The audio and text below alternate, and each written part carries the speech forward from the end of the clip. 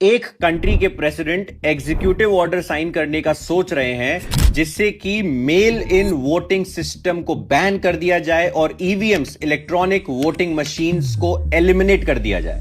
उनके हिसाब से उनकी कंट्री में ईवीएम्स जो यूज हो रहे हैं वो रिग्ड हैं, ऑनेस्ट नहीं है, इंटेग्रिटी मेंटेन नहीं होती है। और ये सब उन्होंने तब डिसीजन लिया जब उनकी बात रशिया के लीडर पुतिन से हुई।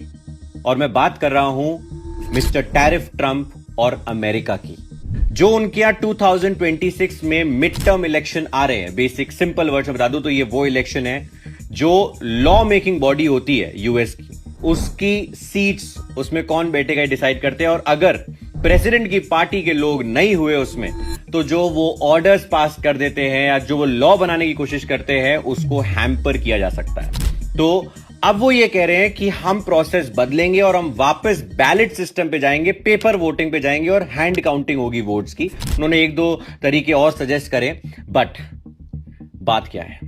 बात यह है कि जो ऑपोजिशन है यूएस में और जो पॉलिटिकल एनालिस्ट है वहां पर और मीडिया, तीनों ये कह रहे हैं कि आपने इतनी आसानी से बोल दिया कि जो मेल इन वोटिंग सिस्टम है वो रिग्ड है, उसे बैन करना चाहिए, ईवीएम्स को हटाना चाहिए। मेल इन सिस्टम कोई कंट्री फॉलो नहीं करती।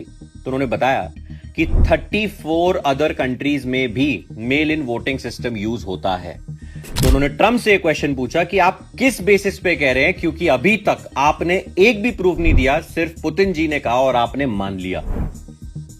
उन्हीं पुतिन जी ने जिनकी कंट्री को वो जो भी कंट्री उनसे ऑयल खरीदेगी उस पर टैक्स लगा देंगे। सॉरी, सब पे नहीं लगाएंगे, सिर्फ इंडिया पे लगाएंगे। चाइना खरीदेगा तो ठीक है, क्योंकि अगर चाइना ने खरीदना बंद करा तो ऑयल प्राइसेस बढ़ जाएंगे। इंडिया ने खरीदा तो गलत है, इंडिया नहीं खरीद सकता। क्यों? क्योंकि आप तो पहले वेस्टर्न वर्ल्ड की, ब्रिटिशर्स की कॉलोनी रहे हैं। आप कैसे खुद से सोच सकते हैं? सर, हम तो खुद से सोचना शुरू कर दिए हैं, बट आप क्यों नहीं सोच पा रहे हैं? That is the question. जय हिंद, जय भारत।